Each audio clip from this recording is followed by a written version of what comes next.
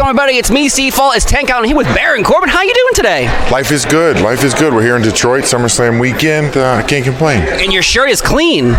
You know, because I could afford a new shirt now, so I got a new nice, I don't know, it's probably off Amazon, so it's pretty cheap, I'm sure, but it's clean. So when you buy a shirt off Amazon, you like it, do you buy like 5 more of the different colors? Yeah, you definitely have to, because they're not going to lie, especially if you're, doing what I do for a living. They get torn up sometimes.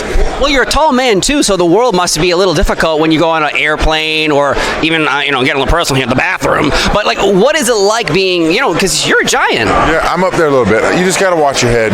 You get used to it, though. I've definitely smacked myself on getting on a plane or getting off the plane or just, indoors you don't see. I've been in some cool old, haunted places where the doors are 5.5 feet, and my back's killing me by the time I'm done.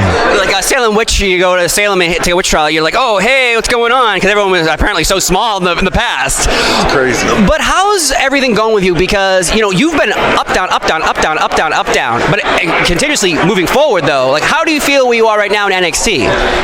You're exactly right. My career is like a roller coaster. You got to go in waves. And, coming out of the JBL thing, I knew that we had to do something fun, do something exciting.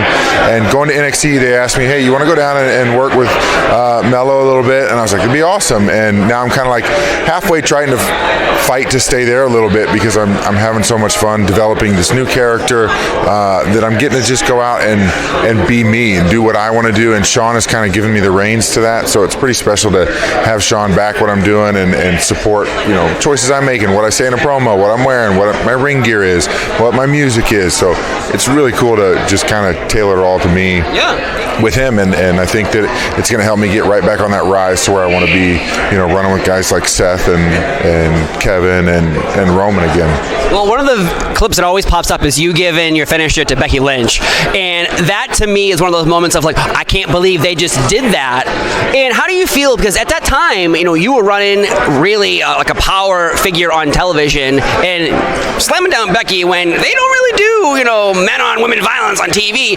How was that even pitched? It was just told to me. I don't know how it was pitched. It was a Vince idea to, help garner some hatred towards me, which I think we did a really good job of that when we were the constable and acting GM and all that. People definitely hated me, and you had a really cool thing with Seth and Becky, being a team a little bit and running together. And I think Vince, in his brilliance that he shines sometimes with our program, had that idea, and it was one of the craziest reactions I've ever heard in my life. Yeah, that the noise in the audience, it wasn't like a ooh, it was like oh my God. It was funny because it was 3 parts. When I snuck up behind her, you get that ooh, they don't think anything's gonna happen. And then when I hit her with the end of days, it was dead silent for half a second, of shock, and then a kind of a pop because they're one of those holy crap moments, and then it went to it was just this nasty guttural boo.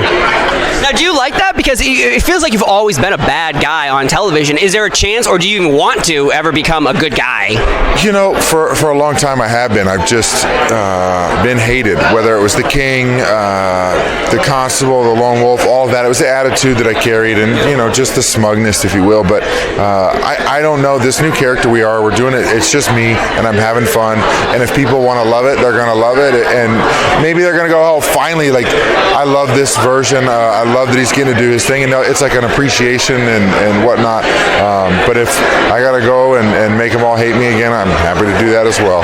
Do you have a favorite entrance music? Because you transition through different ones here and there. I know the Lone Wolf is the one everyone goes, oh, we love so much. Do you have a specific one you enjoy? Yeah, the Lone Wolf, definitely. The whole persona with the spotlights and that music, and it was really heavy, and it was kind of, to me, it stood out at that time. It was one of the cooler musics in WWE, so I thought it was a really fun one. And that one always being your first one when you went through all that stuff and growing and becoming a WWE superstar, that's always going to be my favorite and stand behind me. We are here at SummerSlam. Do you have a favorite SummerSlam moment or match?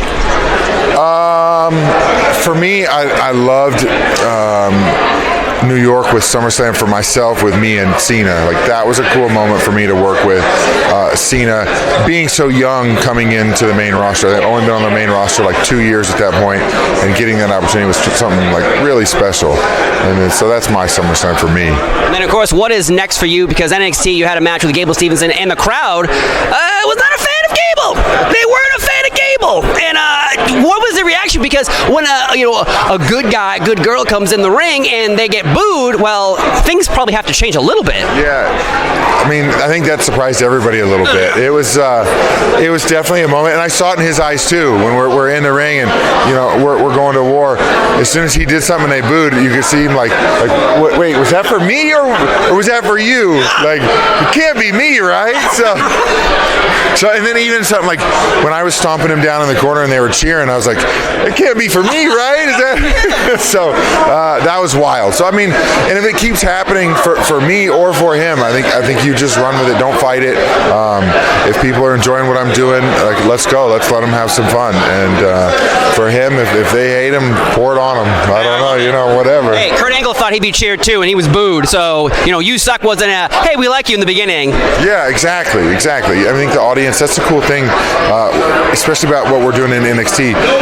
Shawn is letting the audience kind of decide a little bit of the path of the characters and the superstars, where he's not fighting it. He's not going, oh, they cheered for Corbin, let's do this so they hate him. He's like, all right, well, maybe let's lean into it. Let's see. And I think that makes what we do down there and up here, when you can do that, organic and natural, and you're just not fighting the wave. Well, thank you for your time today here, because it's a pleasure talking to you, and hopefully you and Becky can get in the ring one more time and you can hit her again. Good night. I love it. Thank you so much.